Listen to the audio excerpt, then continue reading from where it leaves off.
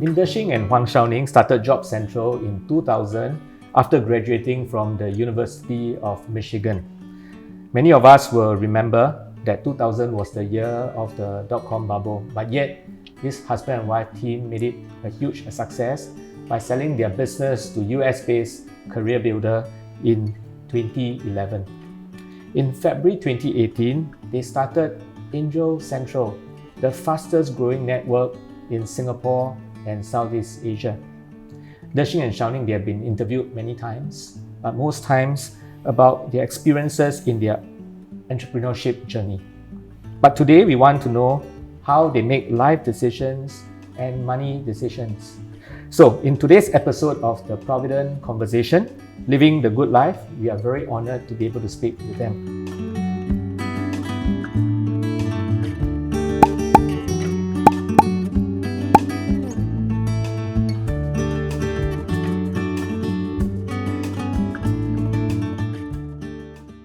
So, Der Shing and Shao Ning, thank you so much. Just want to thank both of you for agreeing to do this interview. You all don't have to, but thank you for coming. Happy to be Chris. Here. Yeah, so first of all, I want to start by asking your questions with regard to Jobcentral. I know you have been asked this question like 1,000 times because I've watched all your interviews. I've read many of your interviews as well. But just for this episode, tell us, about this, what I call the first baby. Because both of you actually did very well academically, right? I mean, both of you went to good JCs, right? Good JCs, good university. I mean, Michigan is a very good university. And I understand that, Der Shing, you were even offered a scholarship. So why? I mean, both of you gave up good prospects of a good career to embark on that journey. Maybe you'd like to tell us why. Okay, if I rewind 22 years ago, so I think I went to Michigan to study electrical engineering. It was on the SAMCOP scholarship. And I think during those 3 years, I discovered myself a lot more. So I realized that, my character is the type that I want to control my own time. I want to control my own destiny, so to speak. Then at the same time, I really don't like people telling me what to do. I discovered that a lot. Except your wife. Even my wife take time. Now I like, now I don't mind. But last time also don't like. So I discovered my character traits are very, I want to be rewarded for what I do, and I don't like to listen to people, right? And then I think at that time it coincided with the first dot-com boom. So that was from 96 to 99. So when I was in the US, I actually spent a lot of time trading stocks, learning about business. The interest was definitely there. So when we came back, it became quite natural that, hey, I want to start up something. Then, maybe Ning can share why it ended up being jobs.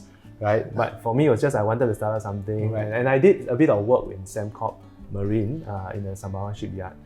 Very nice people. A lot of the bosses still my friends, but I can see that it's not something that would be a meteoric rise for sure. Right. Okay. So very quickly I thought, hey, since I got a team of people that wanted to do together, then just come out and do right. And at that time young a bit blur and stupid really, because didn't know what we were getting ourselves into. Yeah, I wasn't in a business family or anything, right? So I didn't know that running a business is so much more about people, self-management than it is about being whether you're smart or not smart. Right. Not that important actually. Right. How about Shao Ning? Did you study engineering as well? Okay, no. I was in a business school. Okay. So I knew from young, because I came from a business family background, so I knew that I wanted to do my own business, but I didn't know when. So when this opportunity came, I just joined it, but it was moonlighting for the first couple of months. Actually, we started in 1999. Who started the idea first? Der Shing? Der Shing started the idea together. So it was like, but at the time, I didn't know what I was getting myself into. Then I started working with IBM for, I think, 7-8 months as well. But being such a big organization and then being a new grad, new joiner, I think a lot of things would be on my control. Right. And a bit like what he said, I wanted to have a bit more control of what I do, and I want to see my contribution, right? And I was in this department called Business Control, which is technically internal audit. Right. And as a fresh grad, you realize as internal audit, you can only say, but you don't see the outcome. So I was spending weekends auditing and doing process reviews. I got a lot of recommendations, compliments, but never implemented. Right. Okay. So those proposals were just sitting on the CFO's table, and you felt like as a fresh grad, as a new grad, you wanted things to be more direct, the impact. So when it came to that decision to drop the corporate life and to really go into this, we make the plunge. But at the time, we were a little too naive. We were young and ambitious, felt like we're on top of the world. Anything we wanted to do was succeed. We didn't realize that we actually had no money. And then we launched in March, then .com busted in April. Right. So fundraising was a total flop. Nobody wanted to fund young grads. So we had to learn very fast that we really had to sell. Right. So we were really using sales to fund our own journey and everything. And I know you borrowed money from your father, is it? No, he invested. Oh, okay. So we came to invest. Yeah. So we got by with 100,000 in total, right? We started with over 30,000 among the partners, the actual young guys. So we saved like 5,000-6,000 each, right? Yeah. Then later we knew we need a bit more money. So we actually got my dad and another angel investor. Right, and then two of them put in 100K. Yeah, so in total we 100 over K, then that's it. So they exited with a huge profit. Yeah, definitely definitely. Yeah. So he's, I think my dad is quite, made one good investment on the angel side. Happy and proud, I suppose. But at that time when you all started, right, have you ever thought about what if the venture fails? At that point in time. I think for me at that age, really like Ning said, right, 不知天高地厚, right? So it really doesn't, you got nothing to lose at all, right? So that's why I do advocate that youth starting very young is an advantage from that mindset standpoint because you really have no opportunity cost. It's so low, right? Yeah. But of course the flip side is everything you don't know lah. Right? Don't even know how to set up HR process, don't even know how to do finance, right? Yeah. Even sales don't know how to do. We have to go and grab our competitors' media kit. They're like, oh, media kit looks like that, right? Yeah. I can understand. I mean, I can really understand what you are saying. But after working so hard on the business for 11 years, you saw it off, right? And I watched some of your interviews, and I remember you guys said that it's not easy. And I remember Shao Ning said that you all didn't even celebrate after signing the papers, 31st of March 2011, right? You didn't celebrate when we announced it to the office, right? The office thought it was an April Fool's joke. Oh my goodness. And then finally when they found it was real, were they sad? They were surprised. I think some of them saw it coming because there's the duty process before that, right? But we didn't really give the real reason. So especially my finance team, they could see something was happening, but when it actually happened, they were very surprised. But I think they're okay with it, but it was more of concern of stability, direction after that. Yeah. But you were sad. Yeah, I think from employee staff point of view, more surprised, but actually any right-thinking person would straight away see that it's actually a much better opportunity, right? Because you just joined the MNC, right?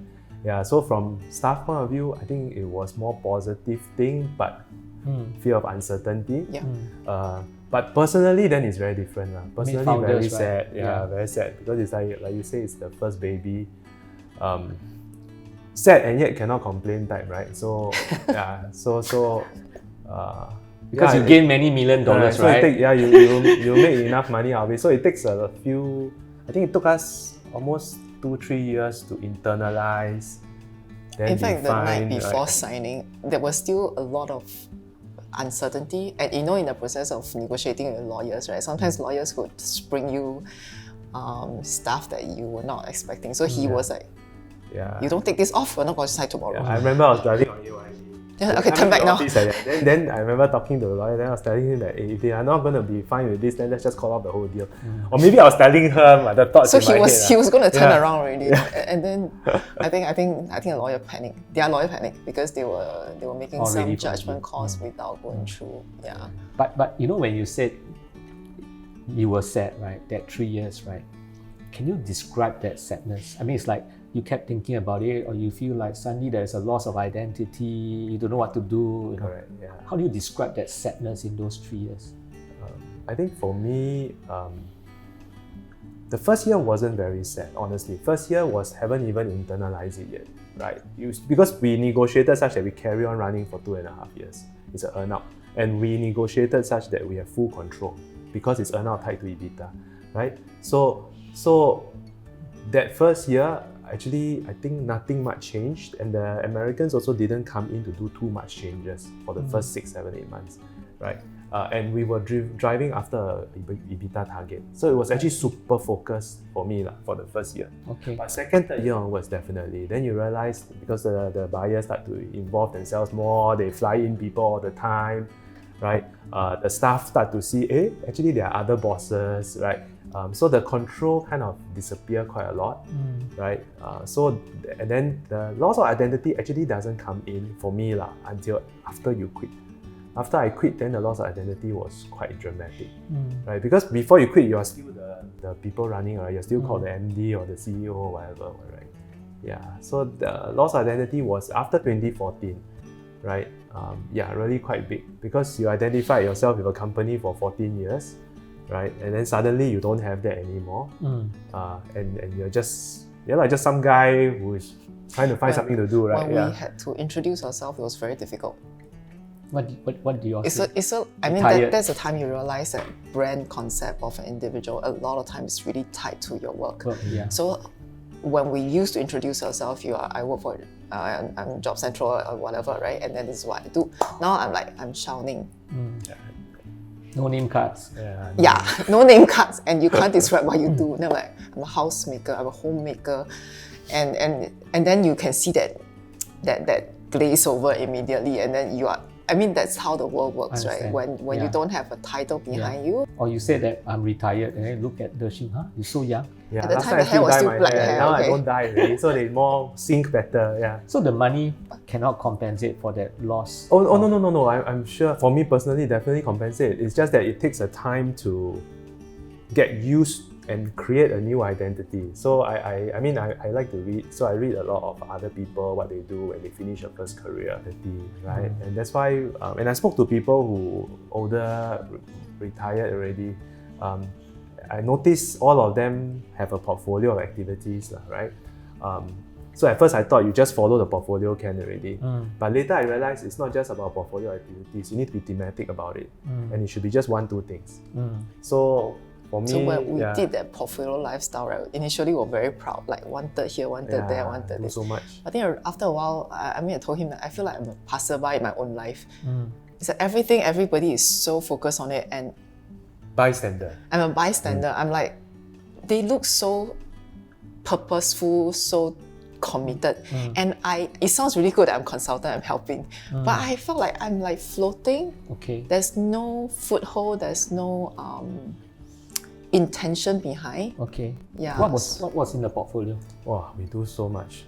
She can share hers. You want to share yours first? I was doing social stuff. I was helping with schools, helping with other women entrepreneurs, social enterprises. But you admire them for what they're doing, but then you can't sink your teeth in. So I did like government, ACE work, joined the board, joined quite a few different, but all different teams one. Then we try to do startup, Dr. Wealth. We try to do the old Dr. Wealth, not the new one. I understand. Yeah, the old Dr. Wealth. Then I tried to do chairman model, but the idea was that everything spend 10-20% of the time. Right?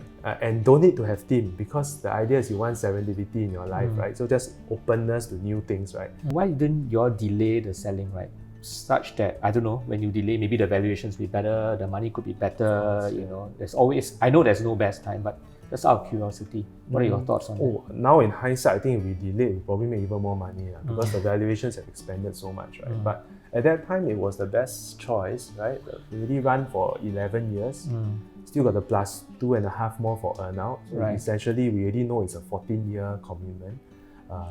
We had 2 other partners, they were also a bit tired, already having sideline, another one go on holiday all the time. So it's taking breaks already, and rightly so, because it's so many years, 14 years there. Right, so we can see that it's about time to get out. Then from a number standpoint, job portals at that time, the growth rate maybe 20+%. It's not meteoric anymore. So it would have required us to take that business and invest it into something new. And hopefully it works very well. Then yes, the trajectory will carry on. Right? But, the trade-off rather is that what you got out from the sale when you left that business, it gave you time. Yes. Time to explore what you really want to do in life. And you know, we are Facebook friends, and I see that, you know, it gave you a lot of time to spend with families. You have 4 boys. Thank you very much on behalf of the You nation. thank me for what? Yeah. On behalf of the nation. Okay. It gave you a lot of time to be fathers and, you know, a father and mother and husband and wife. I think it's worth it, don't you think? On hindsight, On that hindsight. was not something that we realized at that moment of time. Okay. And I think what I really learned in this whole process is really sometimes just receive with a smile and don't look back, because Go I with the think flow. make the best of whatever that you have in front of you. Right. Because you're right, I mean, now we have more time to interact with the boys. I know the first 2 boys, they actually told me just a few days ago that the highlight of their life when they were at our first flat was when the sky turns dark, Papa Mommy will be back for dinner. Oh. And they spend the whole day just waiting for that to happen. Wow. And now, Wow. compared to the younger brothers, we are there all the time to the extent that we are being abused by the younger. And he feels that it's very unfair, but he sees that there's the difference. I remember in one of your interviews, right, Der Shing, you said this, and I quote your actual words, our identity get caught up in the business, right? So can you tell me more about what that really means? Yeah, so that was referring to Jobcentral, right? So it's like, so while personally you will feel that way, that the business is like your first son or last child, and you will feel as though that its success is your success, its failure is your failure, right? And you're very responsible for it. So that's at one level. But that one I shared, you can get over it.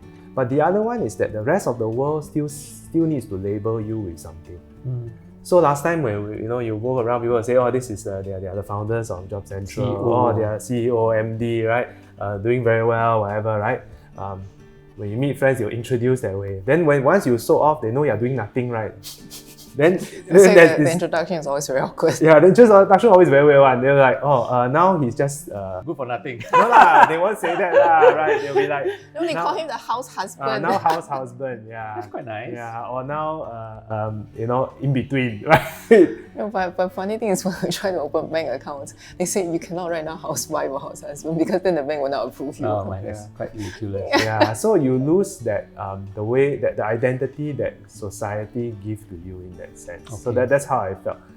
But it's not a bad thing because you will find it back again, and every retiree goes through that actually, right? It's just that they are safe because if you retire at a older age, then it's understood you are like that. I see. But when you do it in your 30s or 40s, then I think it becomes, if you still want to engage with society a lot, it becomes, and you want to be purposeful, then you probably have to find a team to revolve yourself around. So it's not really a pride thing. It's not really like, oh, I'm no longer a CEO, so I feel that I'm no longer deserving of somebody's time. It's more about finding who you really are at each stage of your life. I think it's that, and also how comfortable you are with yourself. Because there's certain values that we impose on ourselves, and that it's partially you, partially what you are receiving from feedback, right? So when people don't know where to place you, it unsettles me, at least in that sense. I think he's a very internal scorecard, and I was like, when people look at me and give me that question mark in their eyes, I don't know where to lead the next conversation. And it's also brought me to the conversation about, so what am I for now? What's my intention in life? What's my, and I frankly, I didn't like at all this whole implied meaning, oh, so now you're a housemaker, I mean, there's also that woman thing, right? You're a housemaker, you are of no value in the market, and so you always have to go through the whole process of explaining what happened. Then they look at you a different light. So you realize that the whole society has that. They label you. That labeling that can be very uncomfortable. Right. So, Shao Ning, you did an interview with High Net Worth in 2015. So this was what they asked. Do you find that people nowadays don't know what they are interested in? And your answer was that, the Singapore society has placed so much emphasis on being materially successful. So a lot of people are just chasing after the paycheck.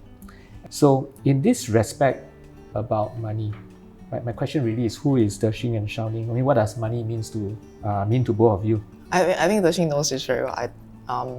especially these few years, he really see this manifested.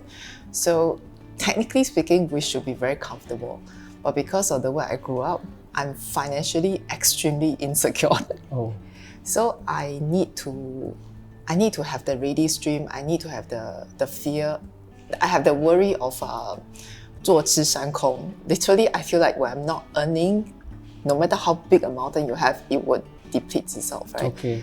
So because of that, I have to be constantly working and feeling that things are coming in. So, and because right now, technically, we don't really have an income. And when I want to feel something that's more gainfully employed, my husband is extremely unwilling for me to do that. So it's a balance that I have to come to. And to the extent that I think right now, I feel I would just spend on what is necessary. Because I feel, we are very lucky. We're really very fortunate that actually we don't really have things that we need or want anymore. And it's more of now, if I can have a good financial habit, a good money habit, then I think it's also setting a good role model for the kids. Yeah, so the sense of insecurity doesn't come from not having enough money. It doesn't come from because you're spending so much such that your money is not enough. It's more of the worry looking forward. Okay. I'm forever planning for the worst. Okay, you mentioned a little bit about where you came from, right? Can you share a little bit about that? That experience. So I think I grew up with, so I mentioned just now, from business family, and not all businesses are conglomerates, right? So a lot of SMEs, and so I think I grew up with quite a fair amount of my childhood handling creditors' calls. And so you're always worried about what will happen, right? And then whether the roof will be there the next day, and then how the family will fare. Okay. So because of that, I'm very mindful of what we are spending on, and then whether there's a steady inflow. But yet, many years ago, you chose a path that is not certain. You could have been very comfortable in IBM. Yes. Which would have given you good income, stable income, but yet you gave that up for something that you love. Actually, at the age, that's why I felt that at the age, I literally felt that I was on top of the world. I have things under control, and I can do what I want to do, and things will just be fine. I think it's that ambition and that ignorance combined. But thank goodness, I think we learned really fast. So one feature that's very lacking at the ecosystem back then was there was not much mentor. And so we really figured our way out. We really had to figure out how to manage a lot of things. And a lot of times when we ask people for advice, you realize the advice was always single-faceted. And so that kind of triggered to where we are right now, right? That's now why we're using our experience to share it forward at the same time. And at the same time, I learned to listen to stories and pick up points to learn from there rather than just emulating. And I know you are not a person who look back look back to the decisions you made in the past and then say, was that a good decision? But yet, again, on hindsight, it was a good decision to actually go for something that you really love rather than just that stability of a paycheck. On hindsight, I would say it's the underappreciation from my audit reports that was very upsetting for me. I had my salary was revised twice upwards because of the good outcome. But then when you see everybody telling you a good job, and then we can't implement it because it's just not time yet. Then I'm like, when are we going to implement it? Oh, we don't know. We don't have a timeline. That was the time I felt like your efforts are not appreciated. So your decision to go into business wasn't so much because of passion at that point in time. It is more because you have a better control over your life. And whether what you design, what you think is going to be useful, can be actually executed. Implemented. Yeah. And that was important. Okay, Der Shing? Very different but we know each other very well now. So definitely what you share, I can understand. And for me, money is a means of exchange. It's a store of value. That's all. I'm very cold about it. That sounds like a cryptocurrency. It's just a number. To me, it's just a number, right? So at first, the number meant that you can exchange it to get things, buy convenience, buy time. Definitely can buy time, right? So I think the biggest value of money is that it allows you to do what you want when you want it, and you can, if you are materialistic that way, you can buy what you want or the experiences you want. And then the other purpose of money is actually, and what you want can be good stuff, right? It can also be bad stuff, right? The other purpose of money, actually, I realized for a lot of guys, right, it's actually to keep score, that's all. Right? So a lot of people, in fact, one of the people I met, and she was talking about meeting people and therefore learning, right? Or taking away a lesson. It was very shocking. I met a guy who over lunch actually outright told me that there are 98 people ahead of him in Singapore. Yeah. So then I realized. But you're not like that, right? I was ultra competitive for a very long time. Yeah. But I think I was brought up in a pretty Christian family, so it kind of countervailed that a lot, right? So I think I'm intrinsically a very good person. I try my best, right? So wanting to keep winning that way is not the right thing. I know instinctively, but I'm also ultra competitive because I always wonder, hey, how come you can afford to do this? I can't. So as I mentioned earlier, I mean, we are Facebook friends, and I've seen all your beautiful pictures of all your family trips. Yeah. You spending at the beach every day for a week. I even go Singapore beaches. And bring up 4 beautiful boys, and I know both of you love each other very much. I mean, the Asian thinking always, don't go into business with your spouse. You end up fighting, quarreling, people divorce, but you all actually manage it very well. And of course, when I say very well, I don't mean you have no fights. For sure we fight, right? But well, fighting is good. I know we clarify a lot of things, and you brought up your kids, and then you got so many things to do, right? How do you balance that? I don't find it hard to balance. Honestly, I feel life is a lot less stress compared to running a business, because I think running a business Really, the way we did it, I was obsessive one, no? Yeah, so I don't switch off at all, and I subordinate everything to the business. Because I role modeled, I looked at people who do super well. They're all like that. They have no life except their business, right? But that's not too good, right? But that's what it takes to really win, right? Right. So I had that kind of crazy mindset, and I could be wrong, because I'm sure there's some guys out there or some ladies out there who did super well and yet managed to balance. I haven't met one, that's all, right? So bearing that in mind, I'm very grateful. I always feel that I'm very blessed. Right, and with regards to us, actually, I think over the years, I'm very communicative. You can ask her. So I He learned. will insist on communication. Yeah, I realized even when how I to don't play want to to our communicate. strengths, right? Because I'm also Christian, right? So we are married for life, right? So I play to our strengths, So I know what things are when she say where she's coming from, and how at least I hope we try to meld it together into a coherent strategy. Like even the financial thing, we now have a working system. Every month we will sit down. I'm like the fund manager, I'll report to her. Then she will keep me clean on the strategy. Really, because I can overtrade. So CIO, CEO. Correct. Yeah, and shareholder, right? So she will keep me straight that, hey, I thought you said you're not adding any more, Baba, right? Then because if you are both the planner and the executor, you tend to sometimes can make mistakes. Right.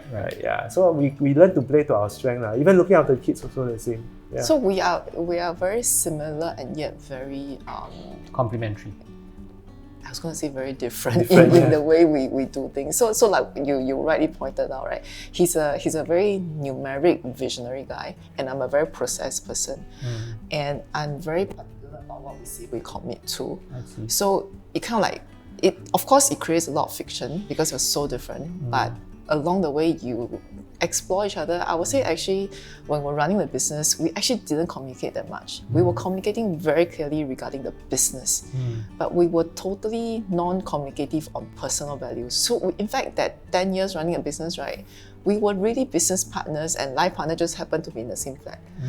And then after we sold the business, then you realize you start talking about what drove you, why you doing this. So it was a brand new discovery. Yeah, we realized our driver was totally different.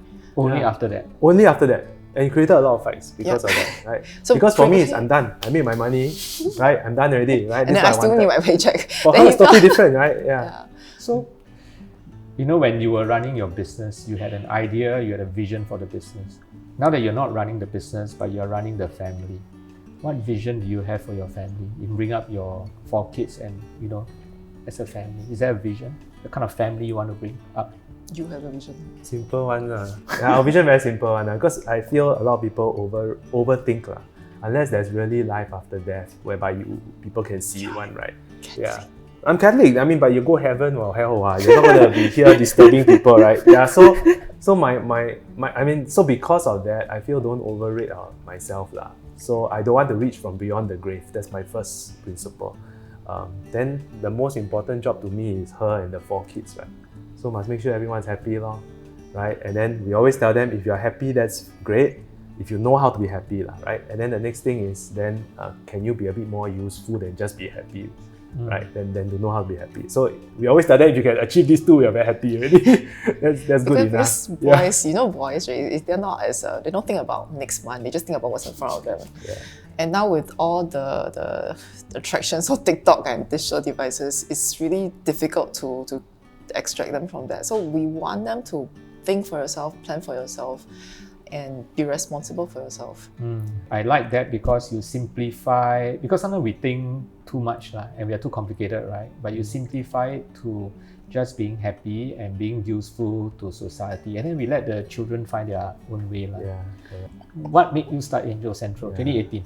I mean, the story maybe she can share, but I want to make it clear. So like AngelCentral, we swap roles, right? So she's the boss for AngelCentral. Yes, I saw. Right? So partly because of society, right? Okay. So society always needs to have one boss only.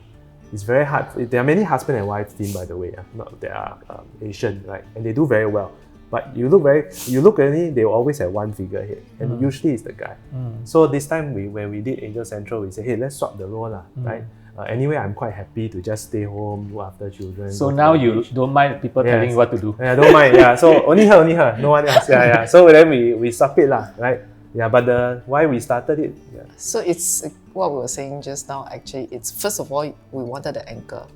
Then second of all, I think AngelCentral is not like just having it's not like just having something whimsical thing. We realize it allows us to make use of what we have learned in the 14 years of running a business. It's not just about money, it's also about supporting and advising. But from the Angel's point of view rather than from the founder's point of view. So we actually do a lot of work on the founder side, but it's subsumed under. And then I would say the third positioning is also that we saw a gap in the market. So fundamentally, we're business people. So when you see that opportunity, you see what you can do to plug the gap. We thought it's a good option to do it. Right. And in that process, we also found Teck Mo, who is our third partner in running this. So his skill set is he's very huge corporation strategic level. So it complements us very well. And what really converges us is we all feel that this is a good way to support the ecosystem. Right. Yeah. So it's a network whereby you bring would-be angel investors and startups, and then you marry them together. Yeah. Not so much marry them, but we help them discover each other. So when the startups apply to us, we look at the stage where they are, and if we think they're suitable for fundraising, we put them onto the platform. Again, we leverage on what we learned before, right? So we put them onto the platform. The angels who have access, they can discover them. We don't match them because angels, like I think investment different DCs for different people. But the idea is this is a curated bucket of startups. You find yourself. Yeah. Okay. I want to move us to the last question, and that is it's a question I ask everyone that I interview, right? And it's this book that I read called Repacking Your Bags, and the authors Richard Leder and David Shapiro, they define the good life as living in the place you belong, with the people you love, doing the right work on purpose. And if someone is able to do that, live at the right place, or rather live in the place that they belong, with the people they love, and do the right work on purpose, then, well, this person lives a good life. What do you think? Yeah, I think that's pretty good description of what's a good life, right? I think to fit all the definitions is not easy, right? It's not easy. Yeah. Though it does presuppose that the person's moral system is a good one. Because I can imagine a bad person fulfilling everything. Yes. Yeah. And what's that's what I mean. What's the definition I didn't read about Shapiro, so I don't know what's his background and all that. But it's definitely a good description. Yeah. So based on this description, right, what do you all think, both of you all? you're there? That's almost what I'm aiming for, right? Yeah, it's the goal, lor. Yeah, Yeah. the goal. I don't think you will ever get everything running very well, such that you say everything is all checklists. But like I define it in 3 purposes. Right? One is friends and family. Like last year, what happened was family was fine, but friends took a back seat simply because so much restrictions, hardly had time to go out too much.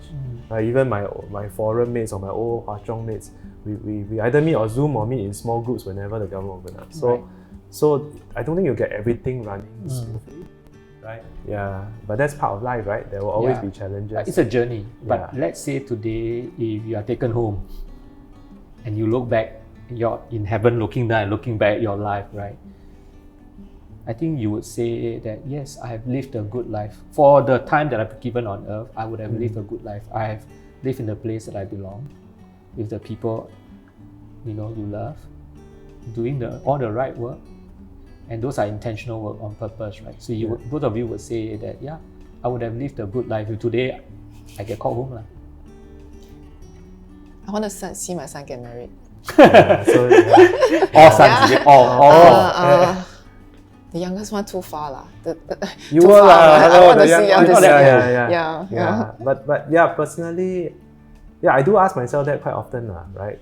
I mean, I don't believe in at my deathbed, when I look back, what did I miss out kind of thinking, because I feel every moment is equally valuable, right?